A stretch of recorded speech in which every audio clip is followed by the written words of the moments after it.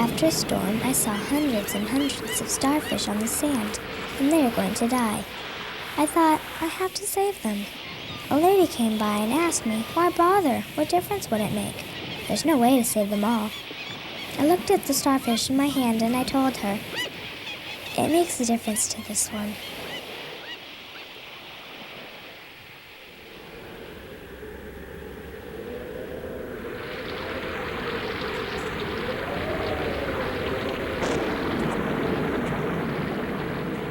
Approximately 400 women and children in our shelter every year, and like I said before, we have 6,000 crisis calls, so you can see that we can definitely not accommodate all the women and children that need to come to shelter. We turn 9 out of 10 women away.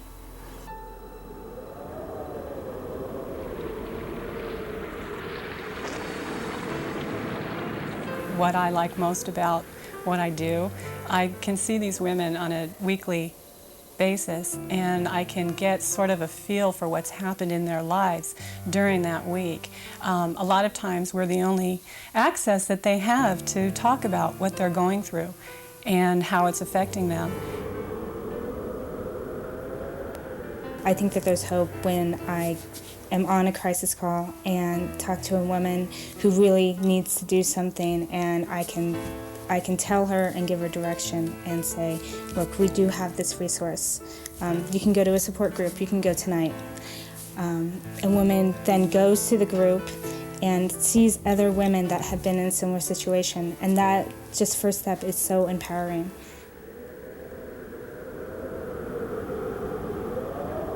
Judges need to know what the law is, first of all, to be able to have a courtroom where women feel that they can come, that it's a safe place to come and get a temporary restraining order. Police need to know that when they go out on a domestic violence call, what the law is and how to interact with the victim in a respectful way. One of the things that's really important for doctors and dentists to be able to recognize is that these women have been severely isolated. They also are very fearful that if they do answer a question about being abused, that there'll be some type of retribution, either physically or emotionally for themselves or for their children. My job in doing education and outreach is to go out to the public and speak to pretty much anybody about domestic violence and the effects on women and children. But I also think that education has a lot to do with prevention. I believe that one of the ways that we can really prevent domestic violence so we don't have to deal with the after effects, I guess, is if we educate people on the dynamics, the cycle, the effects.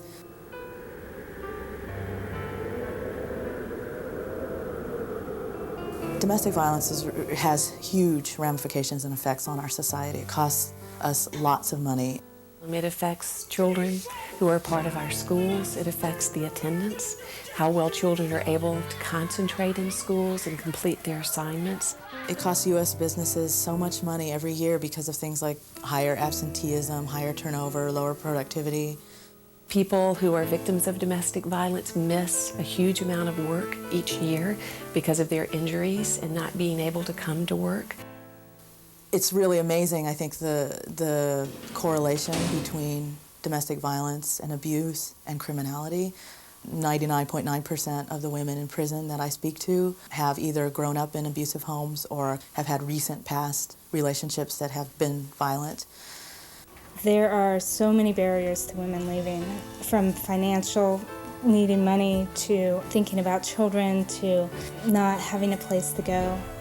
And I think the biggest barrier is victim blaming, a woman blaming herself, her family blaming her, society blaming her.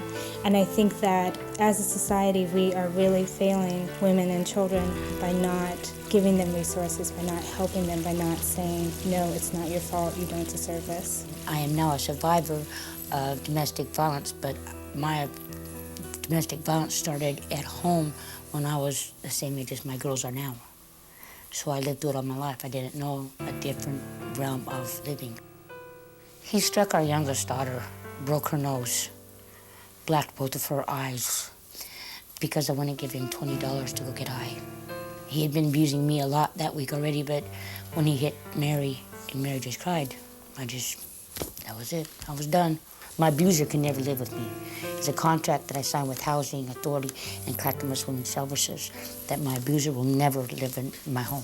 And that was a way that to make sure that I wouldn't have to be under his influences no more, because he can manipulate me real easy. Even not today, but a year ago, yeah, he probably could have still. He could have gone through the honeymoon stage and told me, oh, Vicki, I'm sorry. I went to prison, I'm sorry, I learned something, I'm clean and sober today, when he relapses on a regular basis. So I signed the contracts and I would lose my house and my kids would lose their home, and I will never do that. They'll never be in a box, never be under the bridge or an abandoned house again, because I got the strength at dark to do that.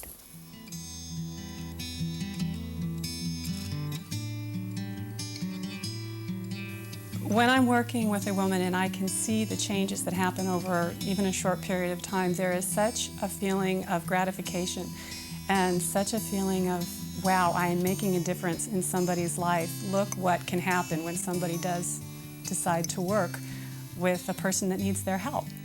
I think it's always important to feel hopeful and to know that one person can make a difference, whether it's answering a crisis call, whether it's going out and doing a presentation about domestic violence, whether it's spending time one-on-one with a woman in a shelter and talking with her about her experience, whether it's writing a check that contributes to keeping the doors of the shelter open. All of that makes a huge difference.